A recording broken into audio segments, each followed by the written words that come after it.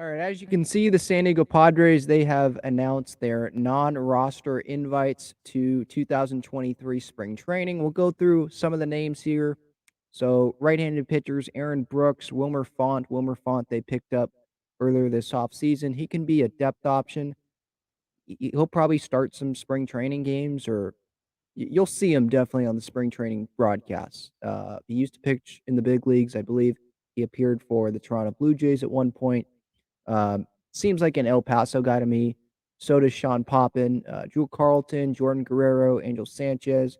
Julio Teheran is obviously a name that Padres fans probably have heard of because he has pitched in the big leagues. He pitched in the big leagues for a long time.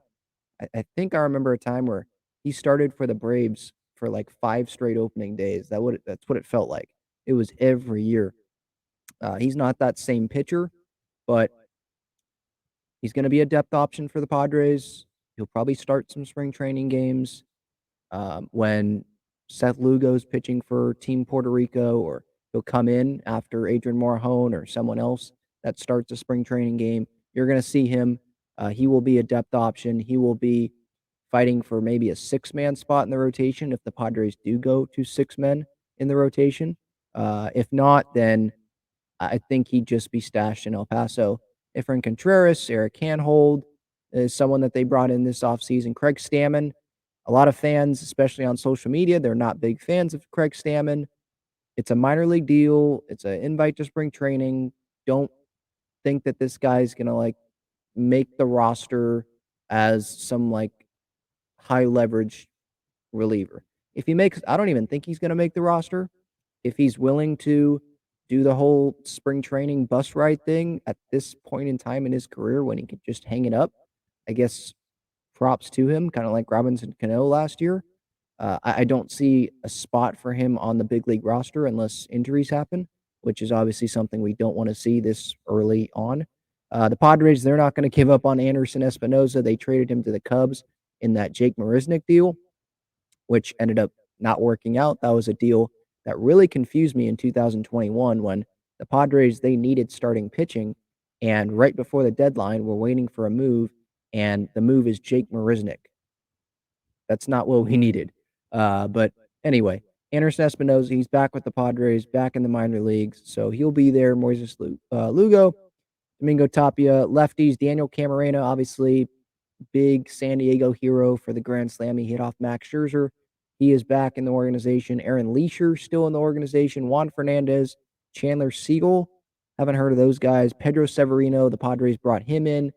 Used to play for the Orioles, the Nationals, the Brewers, I believe, last year. If I remember correctly, he was suspended for PEDs, but I think he has served the suspension, and he was DFA'd after the suspension happened.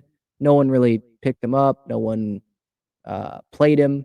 So he is on with the Padres as like their third catcher right now, or maybe the fourth if you want to have Brett Sullivan be their third because he, I believe, is on the 40 man. But he's going to be in camp. Tim Lopes, Alfonso Rivas, Max Schrock, former Red. He seems like an El Paso guy to me. But you'll probably see him in some spring training games now that Eggy Rosario is going to be out with that injury. I think it was an ankle injury. Jansen Witt, never heard of him. Rangel Ravello, and then Jackson Merrill. He's the big guy, right? The Padres' #1 prospect. He is going to get a ton of playing time, I would think, in spring training. I cannot wait to watch this guy play on a consistent basis because during Padres season, I'm obviously not watching Jackson Merrill every night, right? I'm not watching the Lake Elsinore Storm games, right? Or wherever he's been playing. I wasn't tuned into the Arizona Fall League every day. So getting to see him whenever the Padres games are televised, that'll be cool. He's going to get some more playing time than maybe normal, especially during those weeks that the World Baseball Classic is happening, because Ha-Sung Kim is going to be playing with Korea. I was about to say North Korea with Korea. Xander Bogaerts, he's going to be playing with, I think, is it Netherlands? I think it's Netherlands. He's not going to be in camp, so that leaves 2 spots there in the middle infield for guys to be playing. Cronenworth, you'd think that they're gonna want him to be playing first base consistently because that's where he's gonna be playing during the season. He'll get some time probably at second, so Matt Carpenter can get some time at first, or they'll just not play Cronenworth and have Carpenter play first one day, whatever. But Merrill, he will get reps at shortstop. Maybe he'll get some reps at second base. I'm very excited for that. That is one of the things I am very, very interested to see how that plays out in spring training. Hopefully, he plays well in spring training so that he starts in Double A this minor league season.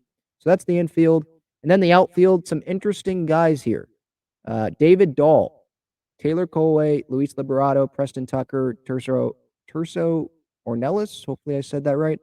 David Dahl, I think he's has a track to a path to make the big league roster. Right now, the outfield depth with Fernando going to be suspended to start the season, it's not great, right? Jose Azocar, David Dahl, like those seem like the depth options. Um, Adam Engel, I have him slotted in as a starting outfielder on opening day.